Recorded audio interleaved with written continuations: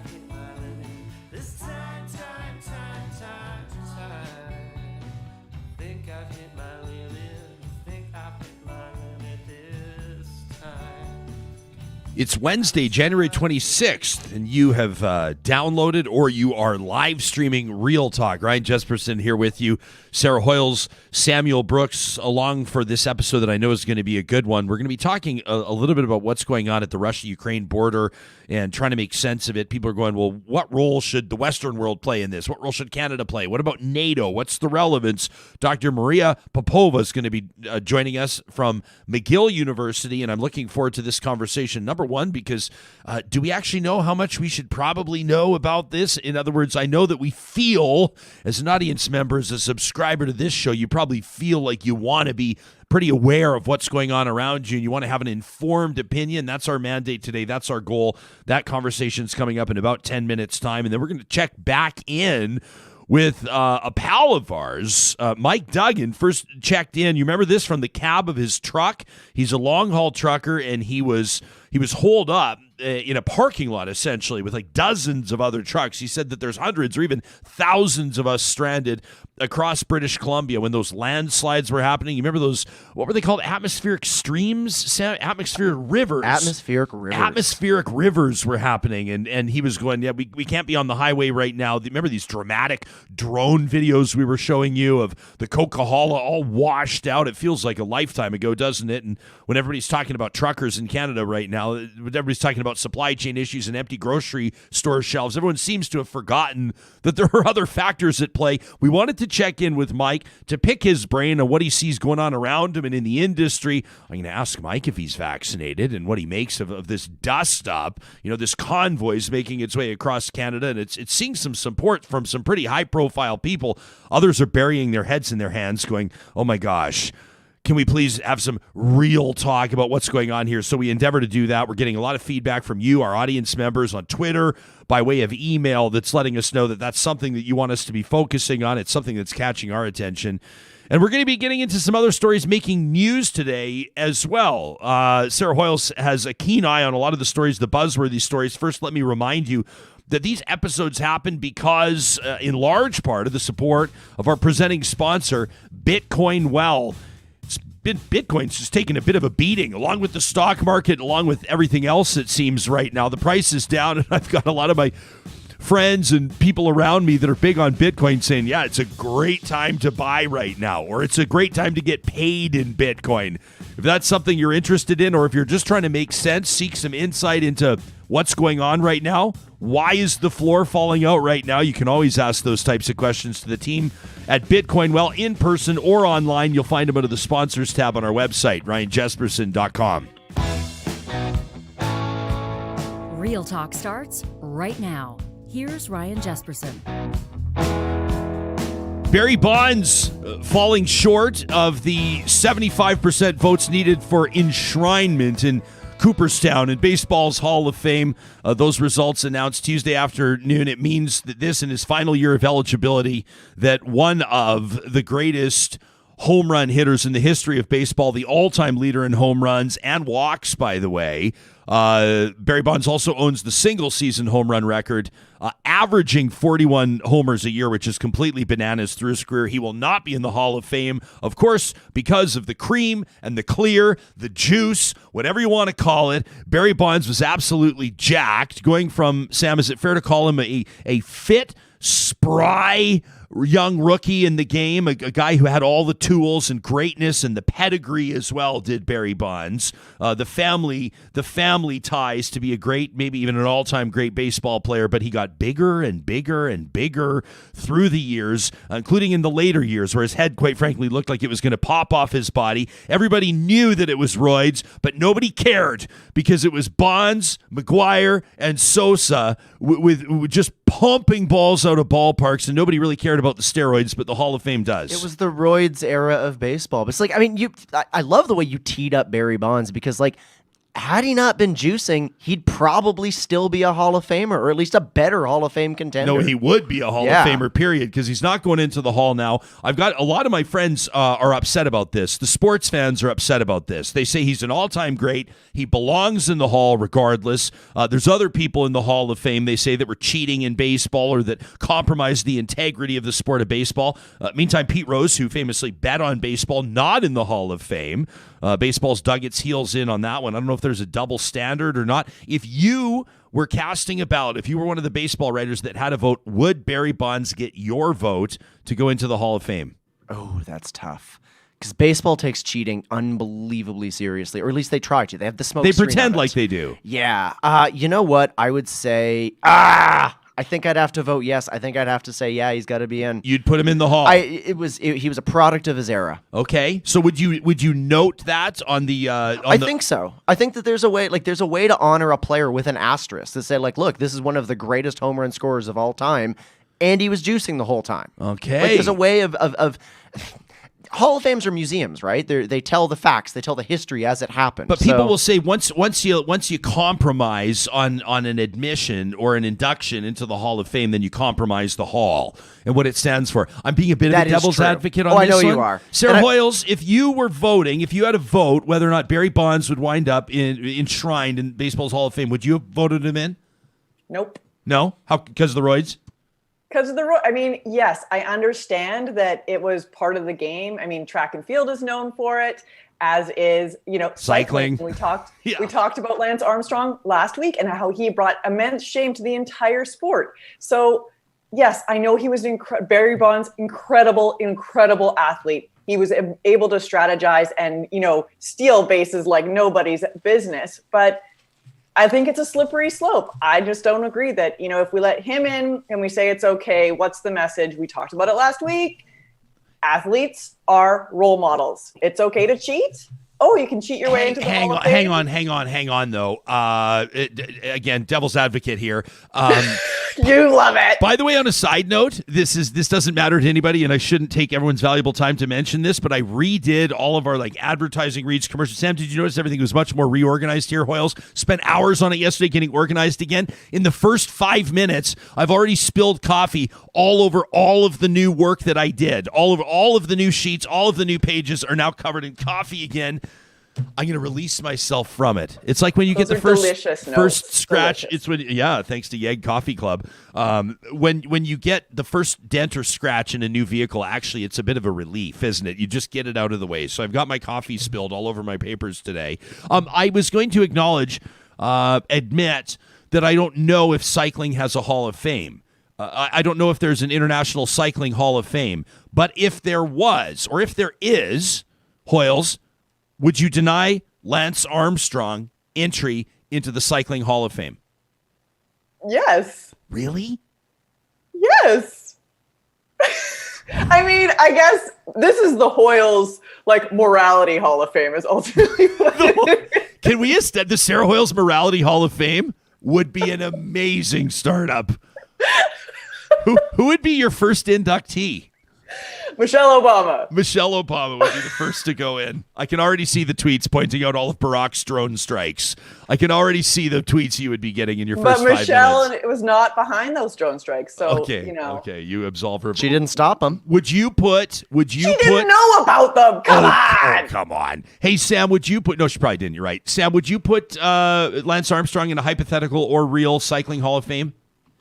Yeah, I kind of feel like I have to, and it's he deserves to be stripped of his titles. He deserves everything that came to him. He deserves sort of this note of shame that he brought to the sport. But you can't deny that there was a period in history where Lance Armstrong was the biggest athlete on earth. For sure. And that's sort of the thing. It's just I guess the things that I'm weighing is that cycling is a household name because of Lance Armstrong. He brought the sport to a level it's never seen before.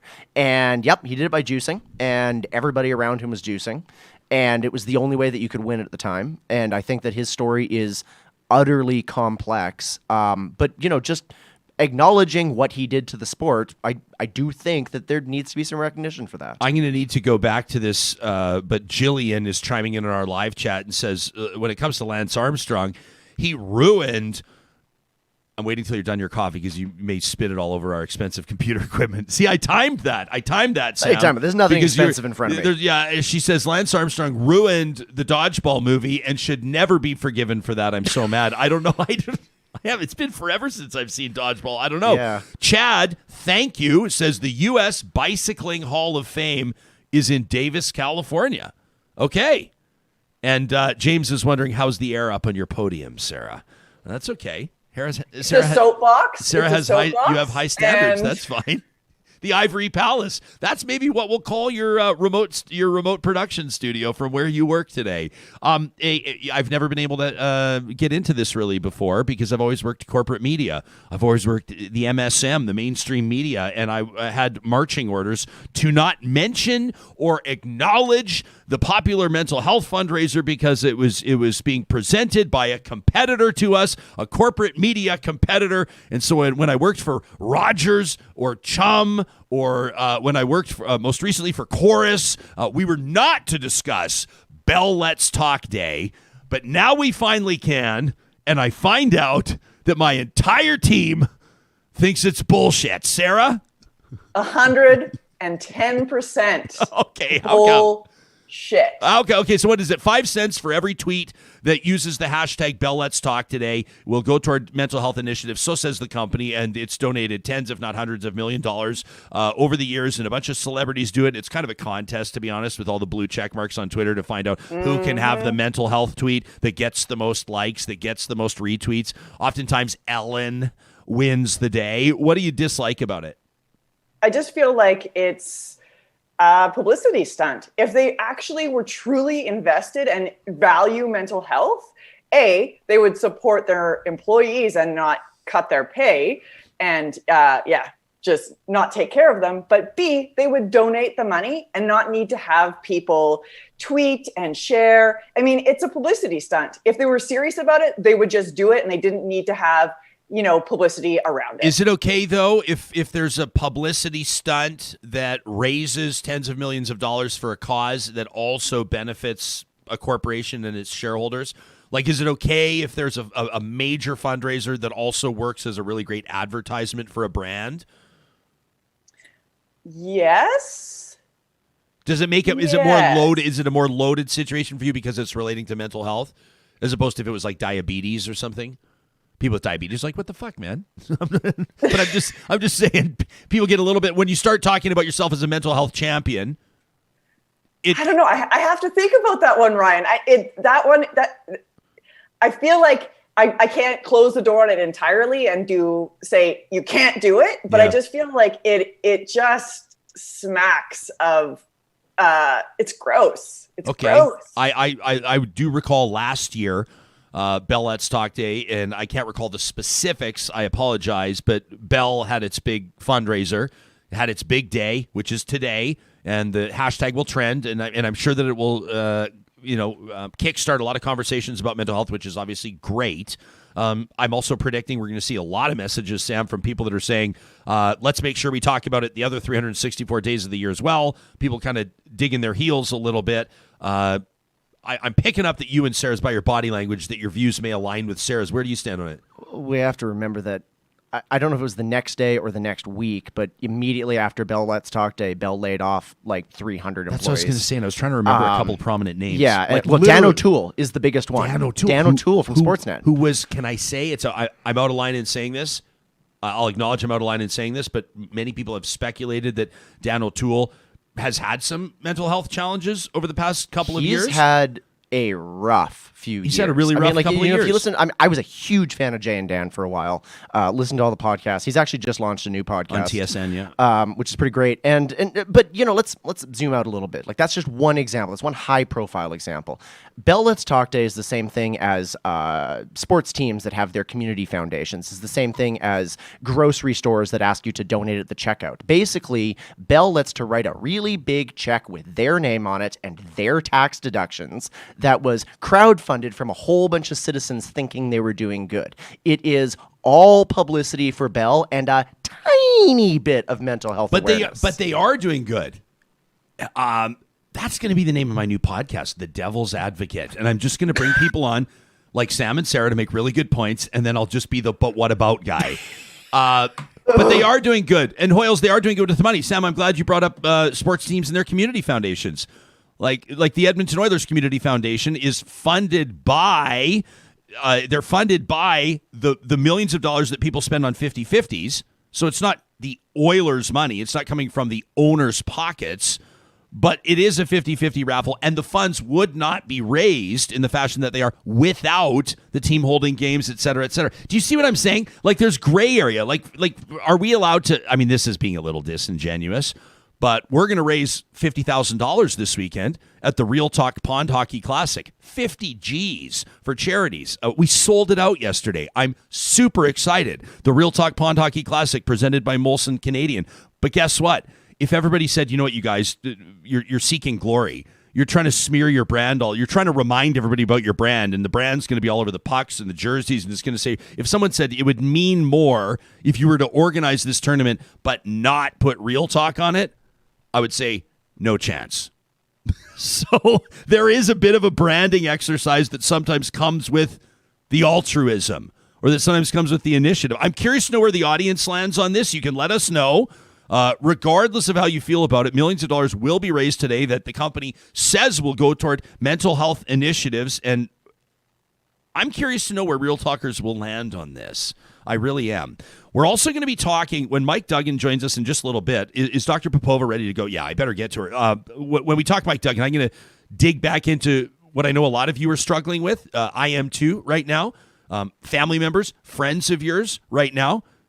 Inviting you to join Facebook groups, cheering on the Truck Convoy, cheering on the Freedom Convoy, talking about how they're going to take Canada back, and you're going, how do I break it to my loved ones that they're not going to want to be tied to this thing? I know that that's a real this is a show called Real Talk. That's a real conversation that people are having right now, and we're going to get into that. And on the Hall of Fame front as well. I mean, people are asking great questions too. Sean is wondering, would you honor Ben Johnson? Does Ben Johnson belong in a Hall of Fame, like Canadian Sports Hall of Fame? I don't think you can. I mean, he was just completely embarrassed. The guy's doing commercials now for Cheetah sports drink going, I cheetah all the time. It's like, what? That is not Hall of Fame material. What if we just had an alternate, anything goes Hall of Fame? Just like we should have an alternate anything goes Olympics. Sam, I have been arguing for that for years. A dope Olympics. I love the idea. People take it seriously, and then they start saying, you want to see people's hearts exploding at 45 because they've juiced up as far as you can. And I say, hey, listen. Yes. Hoyles, would you be in for it? Would you go to the juiced Olympics? I mean, for me, that's like morality. I mean, then they're being honest about it. So yeah, go for it. Go for it. Go for it. So you're okay with the moral approach to doping as long as everybody's clear about it. You know what you do? You still blood test the athletes just to get a sense of like, wow, this guy's running 15 parts per million on the this guy is juiced more than anyone else we've ever seen. Let's see how much he can lift, Larry. But I think also the scientists, I mean, the guys that are figuring out how to do this doping and just like to keep ahead of all of the regulators, those guys should get awards too, those people. See, this is why you do not miss Real Talk, because in the span of 10 minutes, one of our team members has established a morality Hall of Fame and then called for a steroid Olympic Games in 10 minutes' time.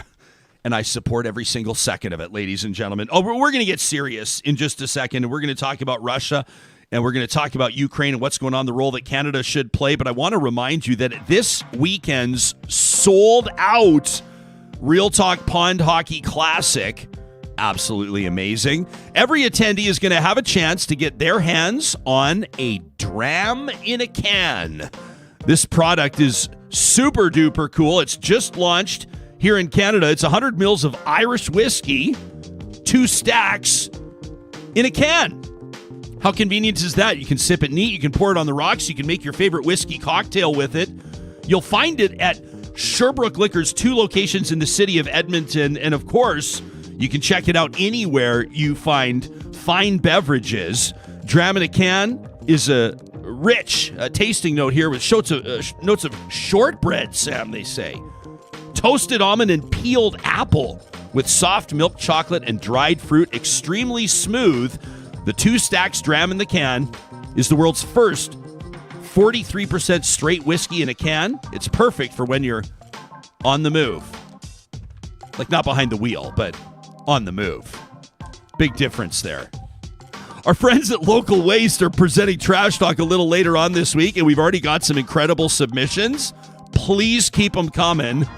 If you check them out online at localwaste.ca, you'll see you can connect with them today for a bin. They're based out of Edmonton and Regina. They make it convenient to cross the prairies for you. Whether it's a 10-foot bin for a residential renovation, or maybe it's the big 40-footer, something that maybe you're working on a construction site, a huge landscaping job. Maybe you're looking for something more permanent at your family business. Maybe you're a retail operator. They'd love to hear from you. Provide a quote. They'd love to compete for your business, quite frankly, at localwaste.ca. Well, this is a story that's been making news around the world, and for obvious reasons. The world's most powerful nations are keeping a keen eye on what's happening at the Russia-Ukraine border. More than 100,000 Russian soldiers have gathered there. Moscow still waiting for a response here. There's been a list of security demands. Russia doesn't want Ukraine in NATO, and Western nations are trying to figure out how to move forward.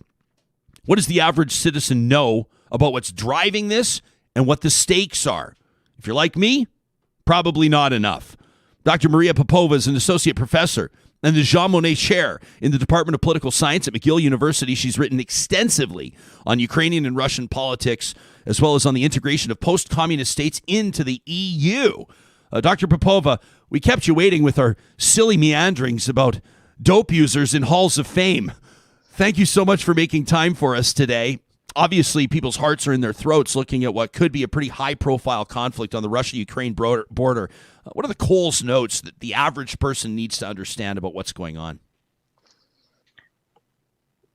Thanks for having me, Ryan.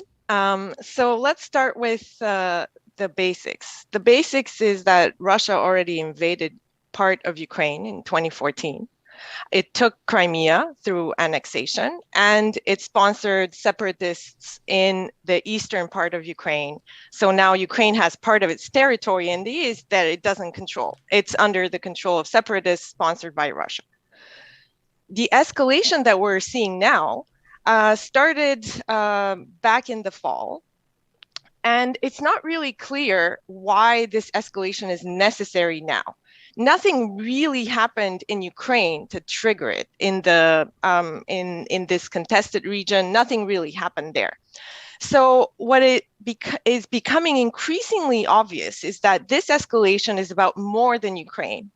It's about Russia renegotiating or trying to renegotiate the terms of European security structure with the West.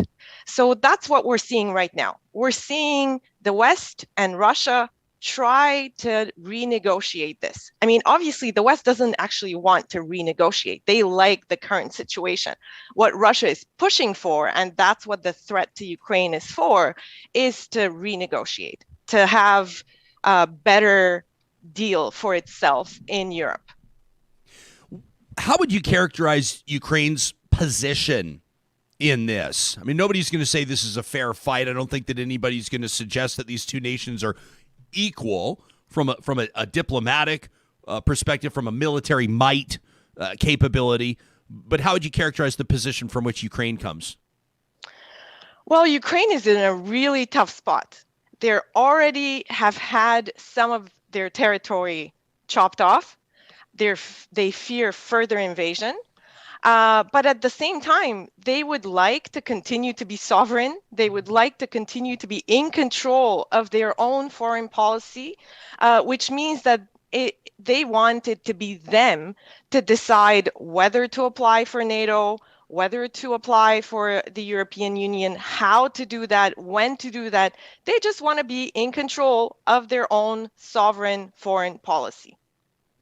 Pretty interesting posturing yesterday from the United States. When the Americans talk, everybody listens. Obviously, in contexts like this, the U.S. sending what most are saying is the clearest message yet, that Russia and its economic sectors in particular, as well as Russian President Vladimir Putin, could personally face sanctions, the severest sanctions that nation has ever faced.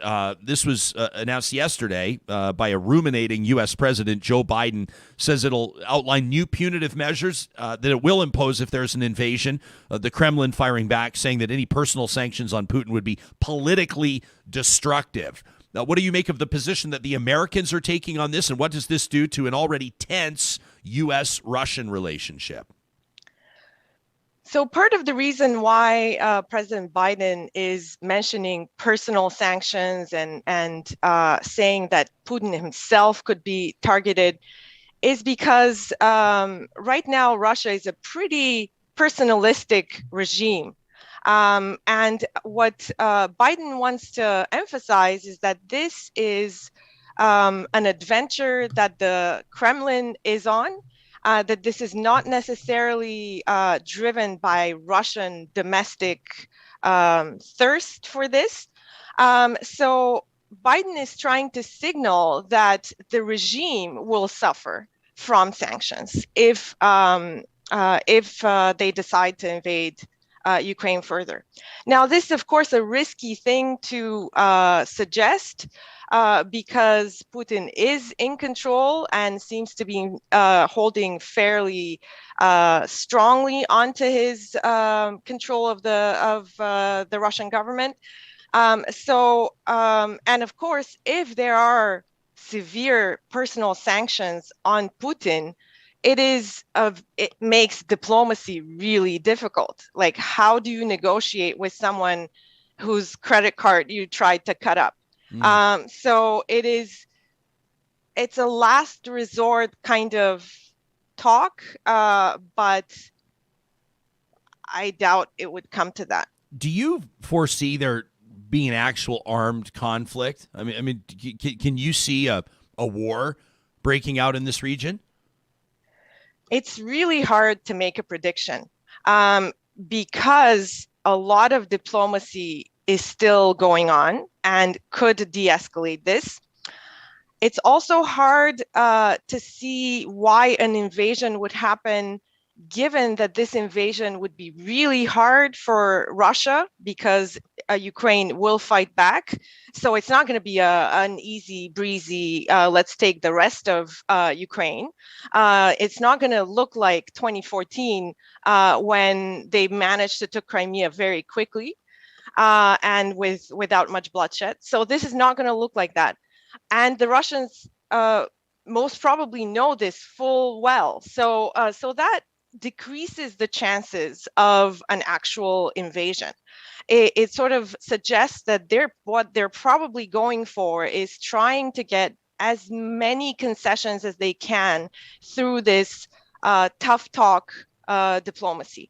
So if I were to make a prediction, I would say that this will de-escalate through negotiation, but I would not put money on that. It's reading tea leaves right now. We don't know what exactly is going on, and there is the danger that the longer this goes and the more the talk escalates, the sides will feel like they're pushed into a corner where they have to act militarily. That's the danger there. And that's why it's hard to say one way or another right now. Right. Yeah, no, fair enough. And I appreciate the analysis. The federal government, the Trudeau cabinet wrapping up a retreat today. And I know that the prime minister has faced growing criticism of his government, opposition politicians, others, political commentators are saying that Canada has been soft and superficial on this file. The families of diplomats are being ordered out of the region. What role do you see Canada playing in this? Actually, Canada has been traditionally a fairly strong ally of Ukraine. So if it's soft right now, I wouldn't put too much stake on this. Canada is clearly, I think, in Ukraine's corner. What Canada can do right now, though, is really try to smooth over potential divisions within the Western alliance on how to respond to this crisis. There are some indications that within Europe, different countries have different positions on how to deal with this. Germany is much softer, if we want to use this word, on Russia than the U.S. for sure, than the U.K., than some other European states. France is also kind of taking its own course, and this is really creating some discord within Europe right now on. And especially it's becoming clear that if there is an actual war, this discord will become even more afraid. You know, the European nations have different positions on how to deal with this. I mean, broadly similar, but the devil is in the details always, right? So what Canada can be doing right now is trying to smooth these divisions within the Western alliance over, and trying to get people within the Western alliance to agree more on this strategy, to work out a strategy that is coordinated and works for everyone.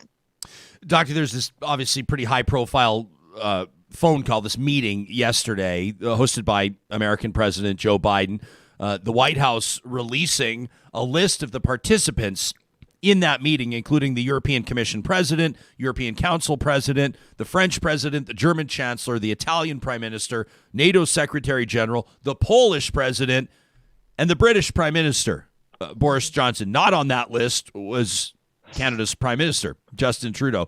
And it prompted a number of tweets, mostly from opposition politicians like Conservative MP James Bazan, who said, today the American president meeting with world leaders, including NATO, to talk about Russia's military buildup. Justin Trudeau is not on this list. This is what happens when you fail to stand up for Ukraine.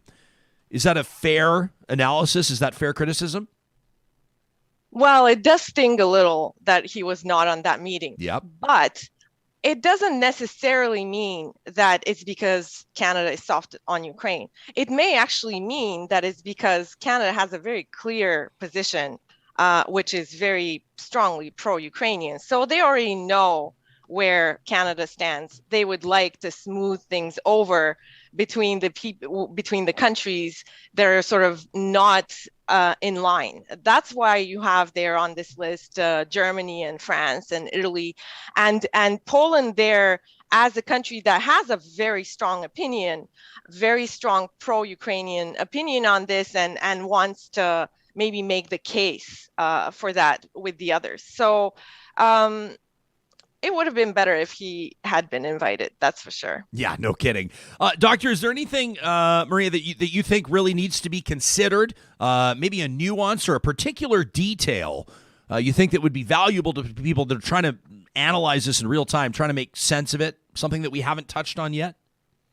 Yes, I think what's important to understand here is that this conflict and this potential for conflict is driven not only by international brinksmanship and these international relations issues, because we're really focusing on the international dimension.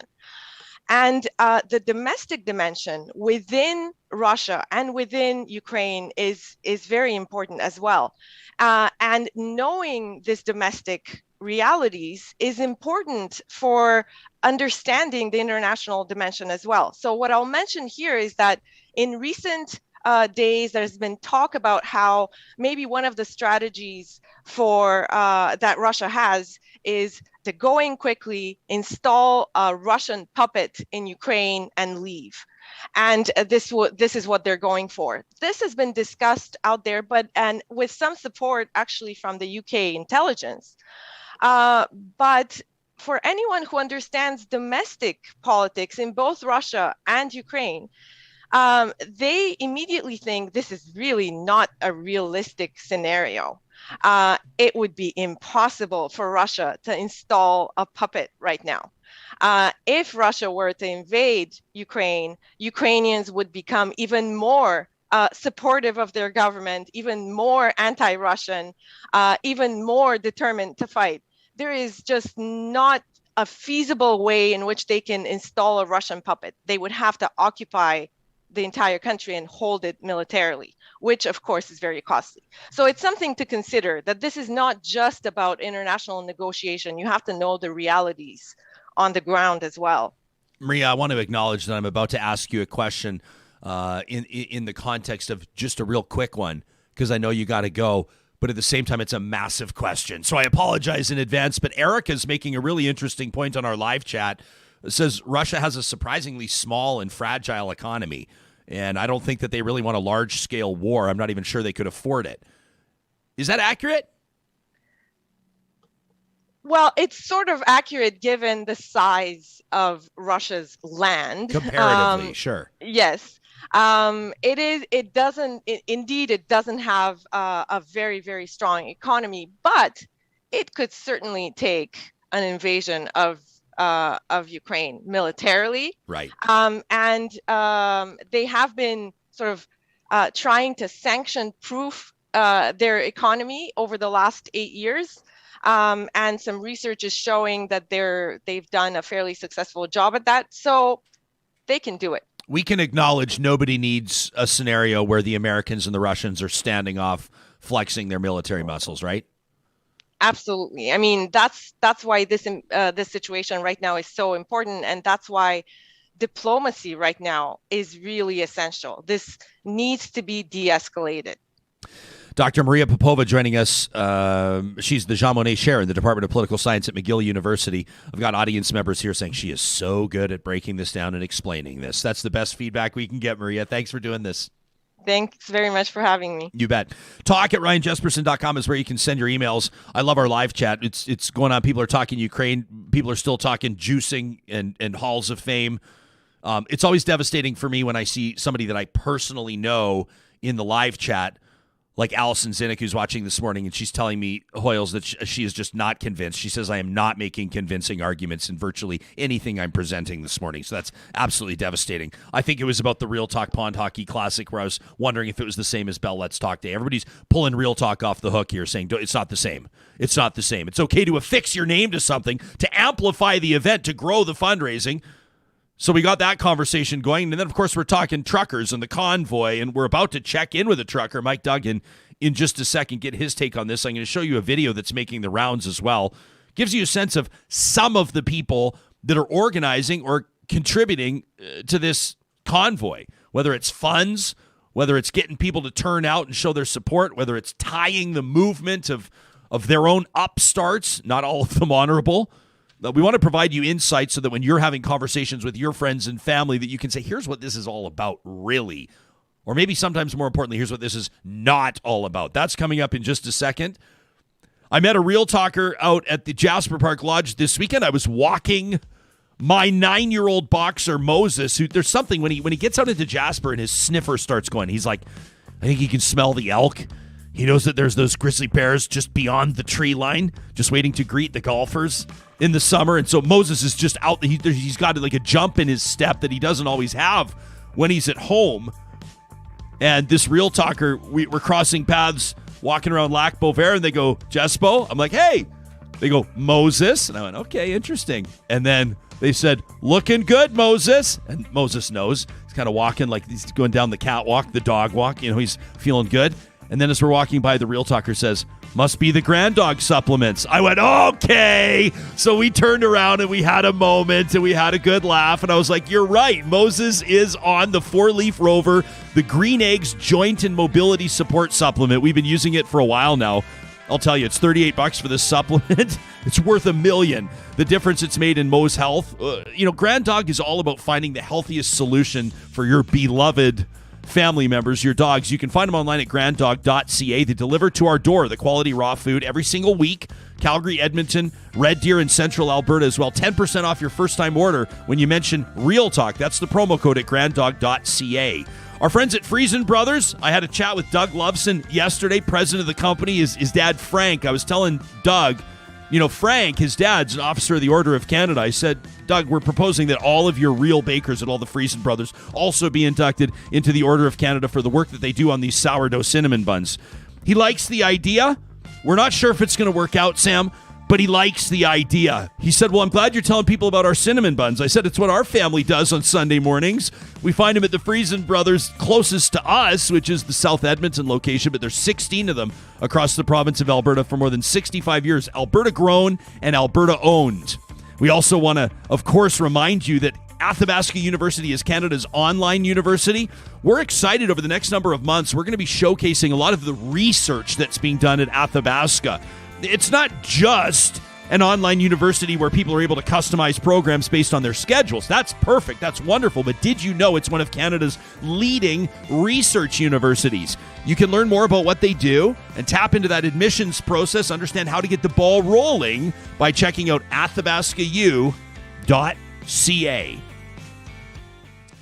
Before we talk to Mike Duggan, Mike's a long-haul trucker. He's a real talker, which I love, streams the show as he's on the highway, making sure that Canadians are getting their goods. We first met him when he was stranded in BC due to those incredible weather events. You remember everybody over the course of the summer paying attention to the wildfires and then the floods, and geez, boy, did it ever cause headaches. Some of them that still remain, of course, for people in that part of Canada and people experiencing the ripple effects across. But a lot of people are talking trucking for different reasons these days. Of course, there's this Truckers Convoy. They're calling it the Freedom Convoy, and they're on their way to Ottawa. Hundreds, if not thousands of truckers, certainly Canadians, many of them showing up on overpasses and on the sides of highways to show their support. They want Ottawa to lift the vaccine mandate that exists at the border. Going both ways, of course. The Americans have the same policy. Unvaccinated truckers are not permitted to cross the border. Several politicians have stepped up in support of this, and so have private citizens, many of them with questionable backgrounds, and that's putting it lightly. Some people will say to me that's not putting it strongly enough. We're about to show you a video where I think the words speak for themselves. You're going to hear from a man called Derek Harrison right now. He's one of those that's pumping up this Freedom Truckers Convoy. Some people are calling it the Karen Convoy. Some people are calling it the Flu Trucks Clan. Well, Derek Harrison is an organizer behind a group called the Plaid Army. They have this initiative, this idea called Diagolon, and it's the idea of a new nation. A nation that would run diagonally through Canada and the United States, through the provinces and states that push back most strongly against vaccine mandates. You imagine the hospital statistics in Diagolon? I digress. So these men are holding an online chat, and they're ruminating about what they'd like to see this Freedom Truckers Convoy accomplish. And through the course of their conversation, something pretty striking was uttered, and I want to share it with you right now. What you got? What are you thinking? Well, I got some special videos for tomorrow night, but yeah, fucking A, guys. Let's get pumped for this. Let's go to fucking Ottawa. Let's go. I want to see one of those truckers. I wouldn't prize, not none of our guys, obviously, but I would like to see our own January 6th event. See some of those truckers plow right through that 16-foot wall. None of us, of course. I just like to see it. There's going to come a point in time where you're going to look back and be like, you're telling your children, like, were you there on this day? I was there. In Canadian history? Okay, so they'd like to see their own January 6th event. They'd like to see a truck run right through a 16-foot security wall down at Parliament. And they'd like to be able to tell their kids that they were there. These guys giving truckers across Canada a bad name. Where do Canadians stand on this, generally speaking? The majority of Canadians. We conducted an unofficial, unscientific Twitter poll, saw about 5,400 votes just the other day. 82% of respondents said they don't support the convoy. But if you're like me, you're seeing friends. You're seeing some people pretty close to you. You're seeing some Olympic gold medalists supporting this convoy, cheering them on. So how to make sense of it, how to talk to your friends about it. Mike Duggan is a long-haul trucker and a proud real talker. It's a pleasure to welcome him back to the show. Mike, thanks for making time for us. Where are you coming at us from today? Good morning. I'm coming from you. Can you hear me okay? I can hear you perfect. Okay. Yeah, I'm coming to you from my son's bedroom at home in Calgary. It was the only quiet place in the house this morning, so I'm at his gaming desk. For the benefit of people that are going to hear this on the podcast and not see it on YouTube, are those Toronto Maple Leafs colors that you're wearing, Mike? Absolutely. Oh, I wore it in honor of you, Ryan. Oh, geez, buddy. Is that Austin Matthews? That's an Austin Matthews Absolutely. sweater. Hey, absolutely, Buddy is having a hell of a. Austin Matthews is a top 2 goal scorer in the league right now. Him, I don't know how you don't give Ovechkin. He can still wear the crown for now, but Austin's a remarkable player. I have no problem admitting that. Yeah, no, absolutely. And I watched Ovechkin the other night, and I was really, really impressed with him. And just thinking, man, he's still going strong. Yeah, no kidding. Unbelievable. I think he's going to break Gretzky's record. Hey, Mike, this Freedom Truckers Convoy, don't want to put words in your mouth. Don't want to assume anything. Where are you at with it? I'm not, quite honestly, I don't think it's, I don't know. Let me preface by saying that everybody has the right to protest. Sure, absolutely. I agree with that. As long as it doesn't get violent. I encountered the BC contingent Salmon Arm on Sunday afternoon en route to Vancouver. And as I came into Malaqua, which is east of Salmon Arm, I started seeing kids on the side of the road with signs, God bless truckers, we love truckers, and stuff like that. And I thought, yeah, okay, right on. And then, so I'm honking my horn because the kids love that when you honk your horn at them. Everybody does.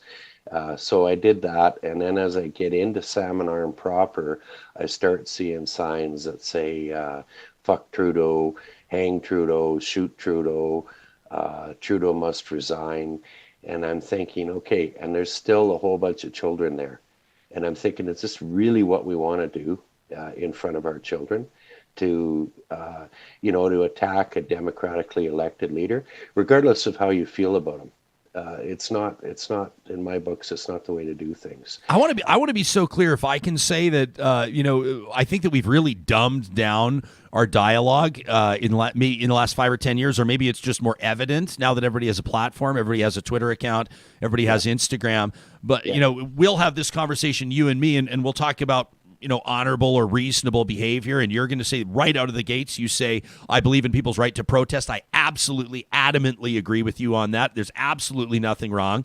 And then you're going to sit here saying, well, I don't know if we need to be deploying F-bombs and talking about harming elected officials in front of kids. You know what some people are going to say? They're right. They're going to you Prime Minister in your back pocket, you be true dope, this and that. And it's no, man, we're talking about basic decency. We're talking about sniffing the rot out of where it exists. But I'm not sure you can have those conversations in front of some people anymore because they're just going to automatically assume that you're here to carry water for the PM. Yeah, absolutely. And I mean, okay, and your interview yesterday with the MP from Calgary. Yeah, George Chahal, yeah. Yeah, and we've got no right to do that, to go to somebody's home. Scheer in Ottawa, when Scheer was still a leader of the Conservatives, they went after him in the airport with his family, with his kids there. And, that's not right. It doesn't matter who you are. It doesn't matter which party you're affiliated with. That is not right. That's not good behavior. And I just, from that standpoint, I don't agree with what these guys are doing. And, been reading this morning that perhaps there may be some violence when they get to Ottawa, particularly on the Hill and that. And yeah, again, we've got the right to protest, but let's do it properly. Let's Ottawa, I don't even know what to say about that. Ottawa will be ready for these guys. And if people are talking about violence on Parliament Hill, the last time that and I'm not presenting this as some sort of a challenge, but the last time that a truck convoy, the United We Roll convoy, arrived in Ottawa, it was like a balloon that you blow up but you don't tie, and then it goes. And by the time it got to Ottawa, it was just this whimper. Yeah, and then you've got Andrew Scheer out there on a scissor lift talking to these guys, and nobody really understood what they were trying to accomplish, and it really didn't accomplish anything. No. And you felt a tiny little bit bad. I felt a tiny little bit bad for some of the people that I know were there in earnest, as naive as they may have been, but these are guys that a lot of them on their own dime drove these big, huge. You can tell me how much it costs to fill up your tank and how far you go, but it's thousands of dollars, I would imagine. It's got to be hundreds of thousands to get all these trucks to Ottawa, and they're trying to impact change, but maybe they don't totally understand what's going on. You feel bad for a few of them, and then there's others, the bad actors involved, and you just kind of shake your head, and we're seeing it all play out again right now. Absolutely, we are, and this is a thing, and like somebody did ask me, what would it cost to drive a big truck to Ottawa from Alberta, and I estimate anywhere between $1,000 and $1,200 one way in fuel per truck. Yeah, provided you're not hauling a load. If you're hauling a load, it's going to be a different ball game. But okay. So what's this doing, Mike, within the trucking community? I mean, are you texting your buddies? What are your fellow truckers saying about this? Is this? I mean, is it giving the? I have to assume it's not giving the industry a bad name, is it? I mean, nobody believes that this is all truckers. Some of the signs that we're seeing, but what's it doing with you and your circle? Absolutely not. It's not giving us a bad name at all, and because we're not support or not, we're not acting out. We're just going on and doing our job. I went to Vancouver on Sunday. I came back Tuesday morning, and I'm just doing my job. That's all I can do. I'm going to continue doing my job. We still have to move goods and services across the country, and there will be very little, if any, disruption as a result of this. And I don't believe with the vaccine mandate that's going to affect anything. If drivers don't want to get it and don't want to cross border, I don't cross border, but if they don't want to cross border, then they don't have to cross border.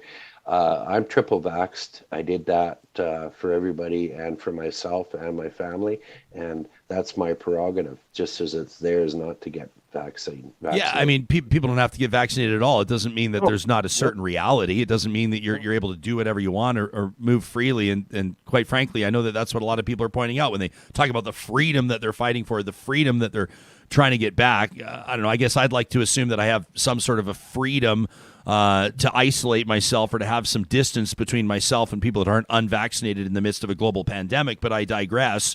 What can you tell? I mean, anecdotally, Mike, what sort of an impact do you note these cross-border vaccine mandates are having?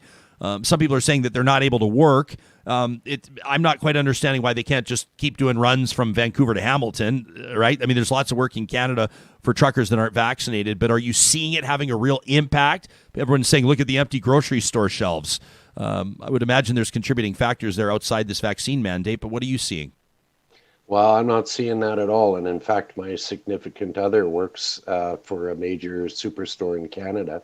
I just gave the name away, but she a major superstore. Yeah. I mean, she went to work at 3:30 this morning to stock, and they're not lacking in any stock whatsoever, whether it be fresh produce, meat, dairy, or anything like that. So, as I say, I don't think that it's really having an impact. And certainly not, in Calgary that I've seen. Second part of your question there with respect to going across the border, again, it becomes a choice. Either you're going to get vaccinated or you're not. And if you choose not to, it's not only the Canadian government that's got this policy in place, it's also the American government. So it's a bilateral agreement.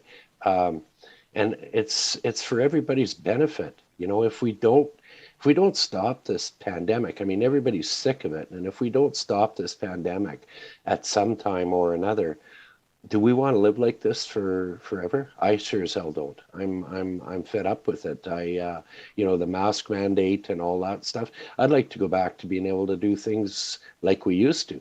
And we, it's not happening, and people are frustrated. I get that. But there's got to be an end point, and there's got to be a way to get to that end point, So, before I thank you for your time, I have to ask you. You posted photos yesterday. I got to ask you how the hell you did this. Everybody watches somebody driving a big rig, these big 18-wheelers, and I can't even imagine. If my friends ask me to back a boat into a boat launch, I have a panic attack. I'm not very good at the whole steer the other way thing. It's like chewing and rubbing your belly and chewing gum at the same time. I can't do it. Sam, can we take a look at this tweet? Mike, you posted this yesterday. You say, this is my least favorite delivery in Calgary due to the tight dock. You say, but I'm pretty good at my game. Look at this. Where is this? And how does a guy pull off something like this? Check this out. You have what? You got about 8 inches on either side of your truck. Not even. About on that side, about 4 inches. 4 inches. Yeah. On the other side, it's even less. That's probably about 4 inches there too at the steps. The problem with this dock, it's at Pacific Mall on 36th Street. That's the TNT store. I was delivering produce yesterday. A whole load of produce that we don't have. Oh, I heard that produce isn't being trucked. That's interesting. Yeah. So anyway, I delivered that, but that bloody abutment that sticks out for the exit. That's the whole problem. Otherwise, the dock would, right there. Otherwise, the dock wouldn't be an issue. But if you look back beyond the stairs, you can see it goes back to a wide dock.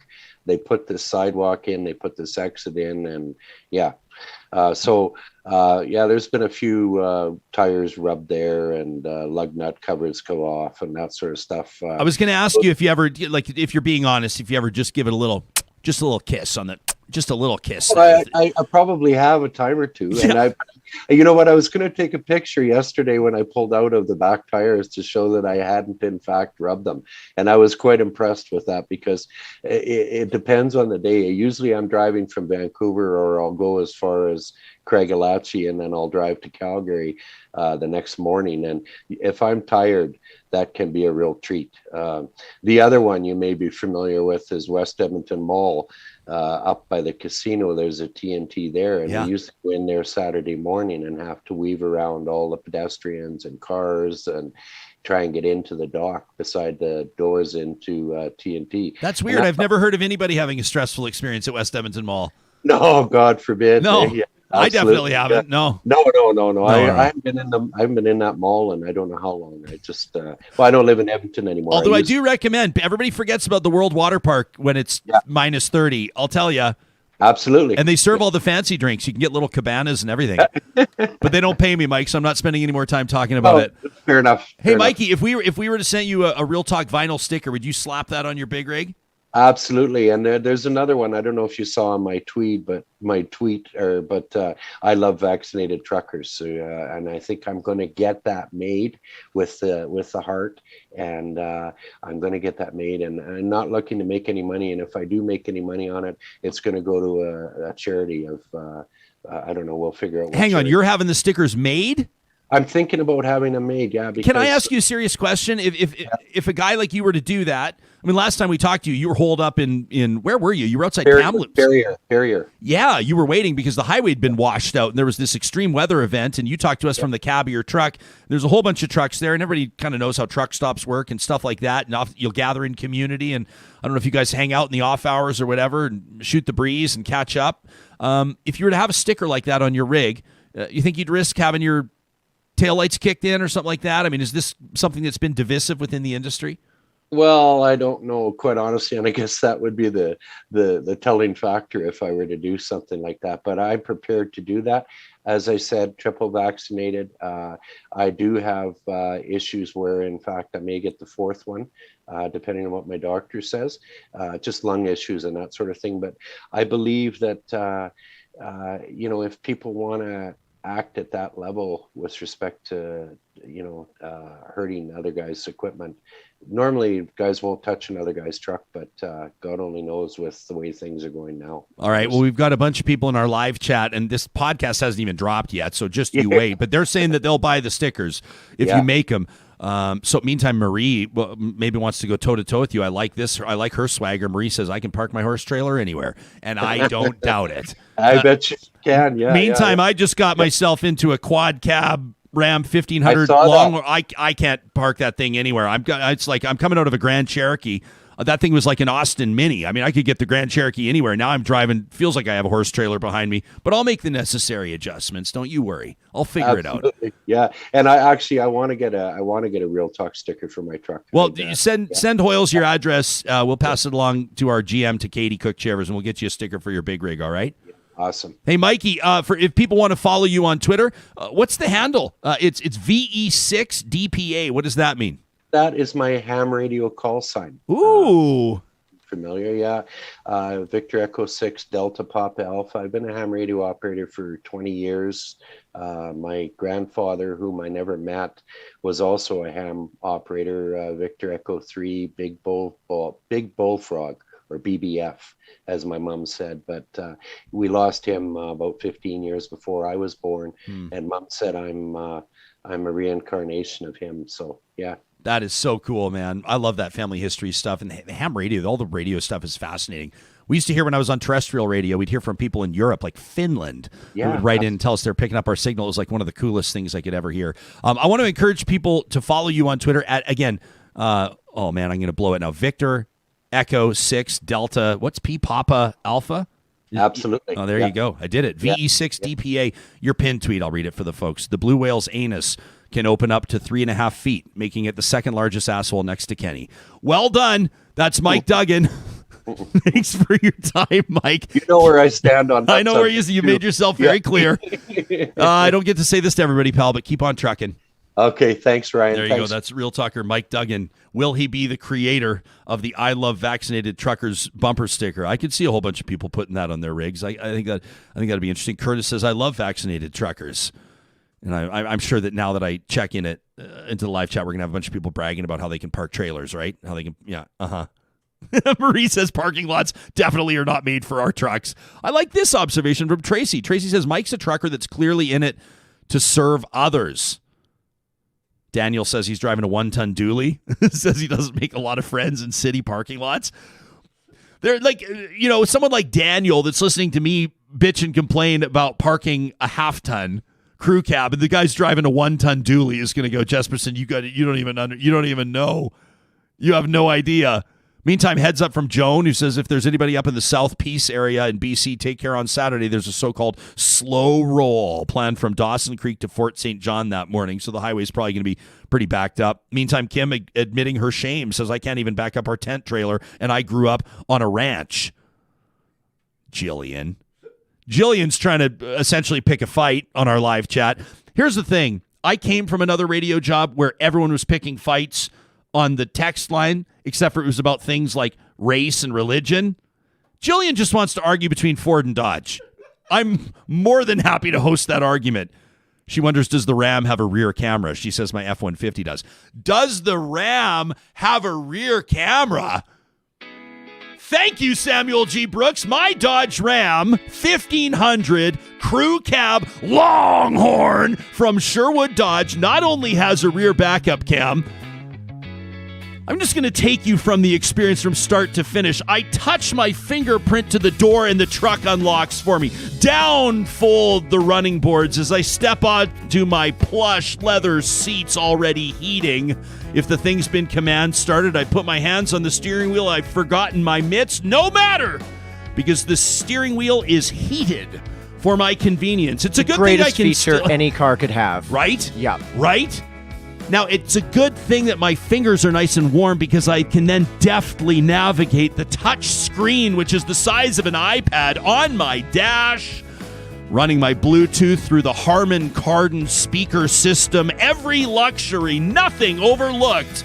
This is the Ram 1500 Crew Cab Longhorn that I'm driving. You can find the best selection that you'll see in 2 years right now at Sherwood and St. Albert Dodge. You can browse their inventory online or go see them in person safely at the dealership. You make sure you let them know that Real Talk sent you. Our friends at Kubi Energy are hiring. It's their spring hiring blitz, which means they're looking for sales personnel and they're looking for installers. This is an amazing opportunity for journeyman electricians, for apprentices, or, as Jake Kubiski, the CEO, tells me, for folks that have absolutely no certifications, no qualifications, but they've got a clear vision on where they want to go with their career. Jake says, we can get you trained up. We're looking for the best people. If this is you, this moment could be the one that launches you into the next stage of your career. We wish all applicants all the best. You can get in touch with the team at Kubi Energy today at kubienergy.ca. And Mike and his team at Eden Landscaping want me to remind you, and they're doing work across the Metro Edmonton region, that the work's got to start now if you want to have your outdoor space brought to life in time for the summer. Mike and his team do all the design work. Sometimes that means they've got to pull the real property reports. They may have to pull some permits. They'd rather do it now so when the ground thaws, they can hit that ground running. You can browse their portfolio, learn more about their services, including excavation, at landscapeedmonton.ca. I got an email yesterday, and I wanted to share this with you. It's from a Real Talker who asked that we not use her name, and so we're going to call her Kendall. She says, I'm a teacher, and I'm studying through a post-secondary school in Alberta right now in an attempt to build my skills outside the classroom. I'm looking to transitioning to another career. You remember we talked to Dr. Phil McRae just the other day, a researcher with the Alberta Teachers Association. Their shocking statistics show that 37% of teachers say that they're going to leave the profession within the year. Now, Phil and myself, and probably you, hope that that's the frustration and the exhaustion talking. We don't hope that they're frustrated and exhausted, but I hope that some of them reconsider that not actually 37% walk out of the classroom never to return. That would obviously be devastating considering how many thousands of teachers it takes to keep a province's education system afloat. So Kendall says, in my small class of 15 people, 4 of us are Alberta teachers looking to leave the profession. Kendall says, I've been teaching for 9 years, and although it's always been an extremely difficult job, it's now impossible. And your interview on Monday's Real Talk really hit me. Kendall says, I don't see how this province is going to survive. My husband, born and raised Calgarian, he doesn't want to leave, and that's the main reason that we've not left Alberta yet. But if the United Conservatives are reelected in 23, we intend to move. This government has single-handedly destroyed our education system, our healthcare system, and those were the 2 biggest reasons that we loved living here. She says, I'm torn because I have 2 kids that are entering the school system soon, and I hate that teachers like myself are thinking of leaving. It's going to leave the remaining teachers under so much stress with less experienced teachers. But the last 2 years have taught me that my mental and physical health, that needs to come first. And I don't see a scenario in which teaching allows me to take care of myself, and that's a problem. The expectation on teachers have always been impossible. Right now, they're beyond that. The mental toll of being attacked by our own government, having our pensions moved, our association threatened, being treated like our students need protection from us when many of us have literally saved them from dangerous scenarios at home, being forced into teaching a curriculum that we've been fighting tooth and nail against because it's garbage. The list goes on. I wasn't part of that survey that you cited. I won't be leaving in the next year, but I guarantee you I'll be leaving in the next 5. This is an absolute crisis. And while I now have hope for myself because I have a plan, I fear for my children as they start school. Kendall says this is unsustainable and it needs to change. And Sarah, that is the type of reality check, and we don't have time on the show. We try to make time every episode to read at least one email. But when people email talk@ryanjesperson.com, you see those emails as well. And you know that we get these types of reality checks all the time from people that are, first of all, grateful that we're having these conversations on the show. Second of all, saying, I'm one of those people. This is real life. You can put my name or a pseudonym on this because I'm experiencing exactly what the experts are talking about. I feel such a sense of privilege that people are sharing their stories and coming to Real Talk to share. But the fact that they are in a situation where they have to share these really tough truths is, it's hard to open our emails sometimes. It is, right? I mean, I feel like there's that sort of strength in numbers idea. Where we can commiserate and obviously we can also amplify voices, which is a real privilege and an honor on our part. We appreciate everybody that takes the time to bring us into the loop. But you're right. Sometimes I'll read an email and you just kind of, for the next 5 or 10 minutes, it does what it's supposed to do. It just sits there and it impacts where I'm thinking. And I appreciate that. Whether we're talking, I feel like I have to metabolize it. Like, I feel like I have to, my body, my brain, my heart has to metabolize it. And sometimes there's no way to reconcile it. It's shitty. Yeah. What the situation is for our teachers. Listener here says, for me, everything else just seems trivial.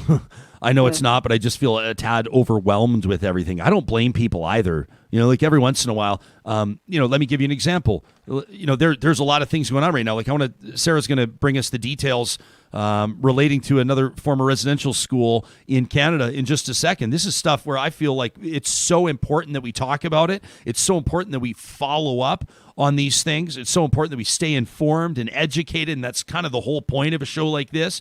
But at the same time, there's heavy emotional lifting that comes with it too, isn't it? And that's why I think that community is so very important.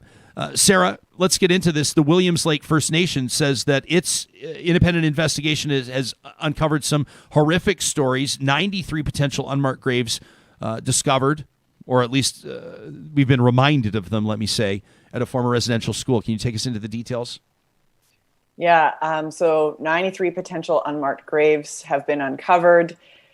It's the next number that of graves recovered to date I mean, we're looking at more than 6,500 at this point from all across Canada. And I think what really hit me the hardest is we actually, speaking of emails, received one from Phyllis Webstad and the Orange Shirt organization saying that this is the school. This is the very school where Phyllis attended and her orange shirt was taken away. Yeah, the founder of Orange Shirt Day, as you said, she joined us here on the show a short time ago on September 29th of 2021 to discuss her experience. No matter how much we cried, like I used to cry and think, why, if Granny knows I'm here, why isn't she coming to get me? Why would she leave me here? And just really, as a 6-year-old child learned to go within that. At 6 years old, to realize that my life depends on me, and all of us 5, 6 years old trying to comfort each other, and because there wasn't really any adults there that could comfort us. So just a real, I learned to dissociate to like survivors of trauma do, to go somewhere else in my mind, and my body could stay, like my spirit could travel. So yeah, it's just really pee your pants terror in every way. I'll never forget her saying that you can't really see it on my face if you're watching this on YouTube, when she said that pee your pants terror. This is the first hand lived experience testimony from a remarkable woman who went on to, as mentioned, Sarah, establish Orange Shirt Day based on her personal story of having her orange shirt taken away. It was a shirt that her mom, you remember, she bought it with her mom, and her grandmother, and was devastated that she was being taken away, that she was being sent to residential school, but wanted to send her there looking good and feeling proud of herself. And that shirt was taken away, and that ultimately led to the establishment of Orange Shirt Day. If you did not hear that full interview with Phyllis, I implore you to check it out. September 29th, an incredibly meaningful conversation. This investigation, Sarah, as well, we want to mention that right now there are resources available. There are resources and supports available by way of the Indian Residential School Survivors Society at 1-800-721-0066. This investigation has also uncovered some pretty nasty truths that I know are going to be difficult for some people to hear. I want to acknowledge that we're going to be talking about some difficult subject matter. If you don't already count the discovery of unmarked graves of children as difficult subject matter, but there are many survivors of these residential schools that were exposed to just horrific conditions and horrific behavior from people that were entrusted with their care. Right. There's discussion around, that these have been recovered. I mean, we've used the word uncover, discover, but really it's recover. Yeah. I think everybody wants to use the word that indicates our own acknowledgement that this should have been a conversation a long time ago, right? Yeah, and that, well, first things first, should never have happened. Well, yeah. Secondly, reconciliation, truth and reconciliation. This is the truth part, and they are very hard, devastating truths. And the stories that are coming out of the survivors about the torture, the abuse, the sexual assault of children. I appreciate that this audience is here for this. I know it's difficult to talk about. We've made a commitment, though, that we're going to continue to push ourselves to a point of meaningful truth-seeking and reconciliation, and we will not stop. This is a journey that we are on, that you're with us. To Beaver right now in our live chat says it crushes me a little bit more every time an announcement is made. I feel the same way. Tricia says this is devastating. 6,500 plus. We will continue these conversations. Gina says 93 graves, and Premier's tweeting about fake empty store shelves in the truck convoy. It's a fair point. I'm reading from a lot of people that are, just on social media, I grab notes from people when I see them through the day and want to present them to you. These are just comments that I see people making that I think are pretty significant. I've encouraged you follow Feisty Waters on Twitter before. Her name's Jen, Feisty _Waters. Great insights. Yesterday, she tweets 54 Albertans died from COVID over the last 4 days. Muslim women are still being assaulted in Edmonton, and 93 unmarked graves have been located at a BC residential school. So forgive me if I've stopped caring about the fucking trucker convoy and the lying politicians that are supporting it. Former Conservative leader Andrew Scheer yesterday tweeting about it. This was pretty supercharged language that he's using. Andrew Scheer tweeting, "Thank you, truckers. Trudeau is attacking personal liberty and threatening everyone's ability to get groceries because of his overreach on vaccine mandates. He is the biggest threat to freedom in Canada." This is from Andrew Scheer. Chris Henderson, chief strategist at Y Station, our research and strategy partner, responding to that, saying, "The former leader of the opposition publicly calling the prime minister the biggest threat to freedom in Canada is irresponsibly dangerous rhetoric. Criticism is fine. Being tough on opponents is part of politics. But whipping people into a fervor is a dark road."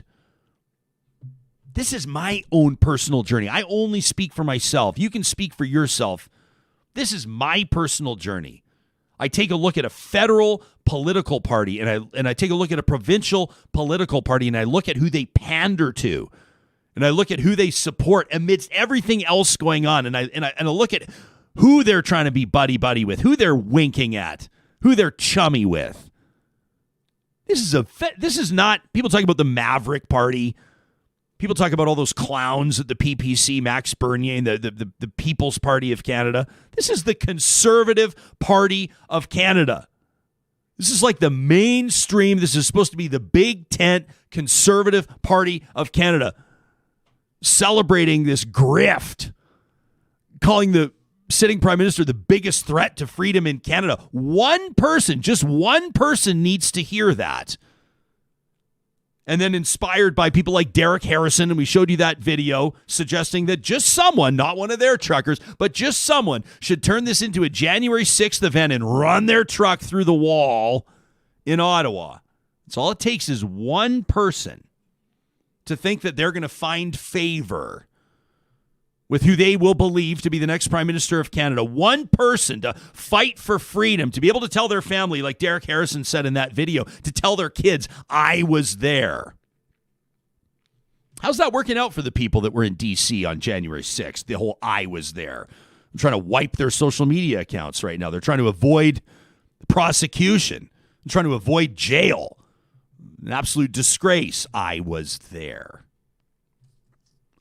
Our friends at the Dairy Queens of Northwest Edmonton and Sherwood Park. Isn't it amazing what 2 seconds of silence can do for you, Sam? You go from talking about violence and truck convoys to dilly bars. The power of silence is strong, my friends. The Dairy Queens are at Palisades, Nemeo, Newcastle, Westmount, and Baseline Road. And the Real Talk deal for this month, the month of January, is a buy one, get one free offer. The take-home Dairy Queen treats, the ice cream sandwich, the dilly bar. Last night, after our men's league basketball game, the 3 Pinters on a 2-game win streak now, I'm happy to tell you, won by 30 last night, which is very unusual for us.